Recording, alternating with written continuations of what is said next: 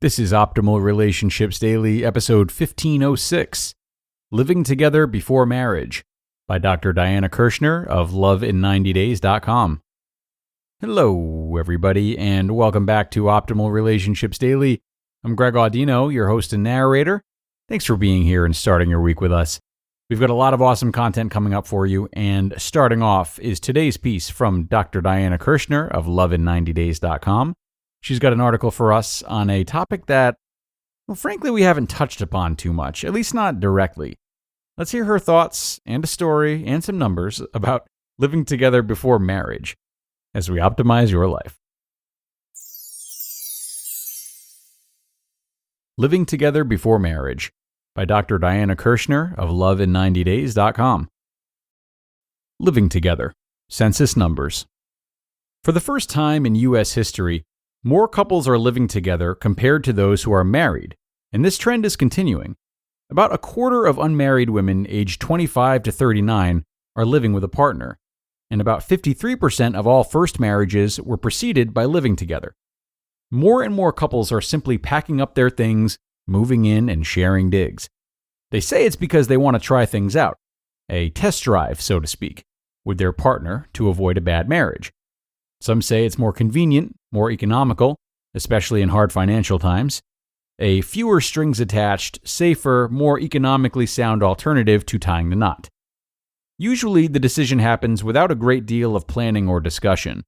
For a younger woman in her 20s or 30s, it may seem like a natural but unspoken step towards marriage.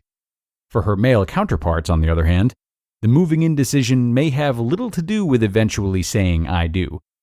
Also, for older couples who have already been through the family-children divorce scenario, moving in together is the endpoint companionship they seek.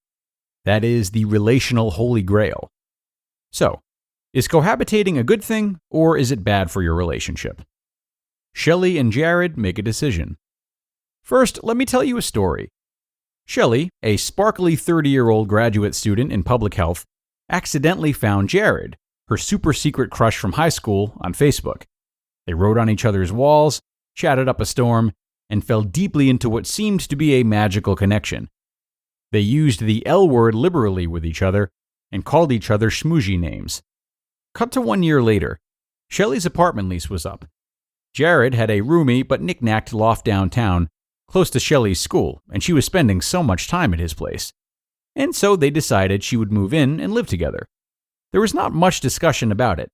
Shelley ensconced herself completely with Miffles, the cat, right in the midst of Jared's clutter, and promptly began to reorganize and clean it all up.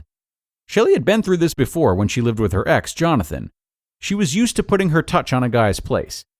Things ended badly with Jonathan when his drinking buddies took over the place one time too many. But this time Shelley felt differently. She knew in every cell of her body, down to the tips of her toes, that Jared was the one. Shelley was absolutely sure that they would have the whole white picket fence future, complete with 2 dogs, 3 kids, and of course Miffles the second. Okay, we'll cut away from Shelley and Jared's cozy loft nest to give you, dear listener, a quiz. Do you think that this couple is likely to A. Live together happily ever after, B. Get married and go through a yucky divorce, C. Live together unhappily ever after, D. Part ways after about 1.5 years, E. Not enough information. Additional research done over the last 10 years sheds light on what might happen to our daring duo. Research on living together. Now, back to Shelley and Jared. To help figure out their chances, let's look at what research on living together might tell us. Well, most studies done in the last 20 years showed that couples living together before marriage had higher divorce rates as compared with couples that didn't. Other findings for those living together, and especially looking at women, showed poorer mental health and physical health, including depression. One explanation for these findings is that the burden placed on women is not compensated for in a living together environment. Since women are known to do the lion's share of the housework, the thinking is that a woman would go from taking care of her own place to having to do the housework and other domestic errands in the house that she shared with her boyfriend. All this extra work occurs without the benefit of the financial and emotional security that comes with the commitment of marriage. Most current studies show that if a person like Shelley has lived with multiple partners, he or she will likely end up in a breakup or divorce. Other studies of living together show that after about a year and a half, the cohabitators either marry or break up. The breakup rate is about 50%, somewhat higher than the current divorce rate of 41%. So, living together for many couples is a coin flip and does not ensure a happy marriage. Quiz. Well, given all this, what do you think happened to Shelley and Jared? A. Lived together happily ever after. B. Got married and went through a yucky divorce. C. Lived together unhappily ever after. D. Parted ways after about a year and a half. Or E. Not enough information. So, if you answered D. Parted ways after about a year and a half, you are correct.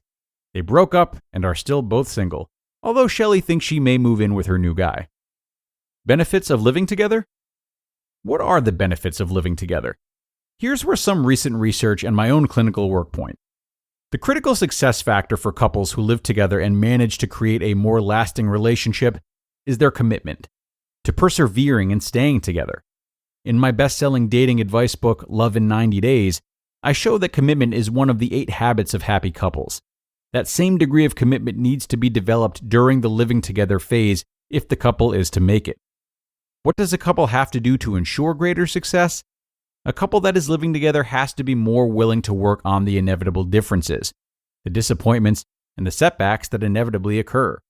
Without this commitment, unmarried couples end up splitting apart as soon as the inevitable problems of everyday life confront them. For younger couples, that commitment often includes engagement and marriage. In Shelley and Jared's case, there were no plans to wed.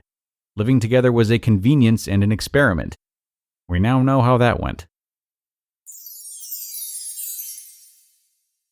You just listened to the post titled, Living Together Before Marriage by Dr. Diana Kirschner of loveiN90days.com. And a big thank you to Dr. Diana for this post today. Definitely some surprising numbers there, at least to me. It was a pretty enlightening article. Her note towards the end interests me. The note about how couples need to be willing to work on inevitable differences that are due to occur when living together, and how it requires a strong level of commitment to do that. Sometimes we don't know what those differences will be and we can speculate. Other times we might have some ideas and we can put a plan in place from the beginning. But what helps either way is for couples to outwardly acknowledge the seriousness of moving in together, rather than maybe shying away from it and trying to pass it off as a more casual thing that was bound to happen or something easier or more convenient, etc. When we go out of our way to remind ourselves that this relationship is now harder to exit and thus a bigger responsibility, we're then better prepared to make sacrifices and compromises necessary when cohabitating. We're not pretending that it's less of a commitment than it really is. And if we find ourselves unwilling or unable to speak about the severity of this new commitment, it might be pointing towards a lack of security in the relationship that needs to be addressed first and foremost, certainly before moving in together. Food for thought, new couples, as you consider taking this step or have maybe just taken it recently. I hope this article helped you and that you enjoyed it as much as I did. You know I always love hearing some of the numbers in the studies. So I thank you all so much for coming today, everyone. It is time to get going. But do come on back tomorrow for another post as we continue on through the week, providing you with the best articles and doing what we do best. So I'll see you then, where your optimal life awaits.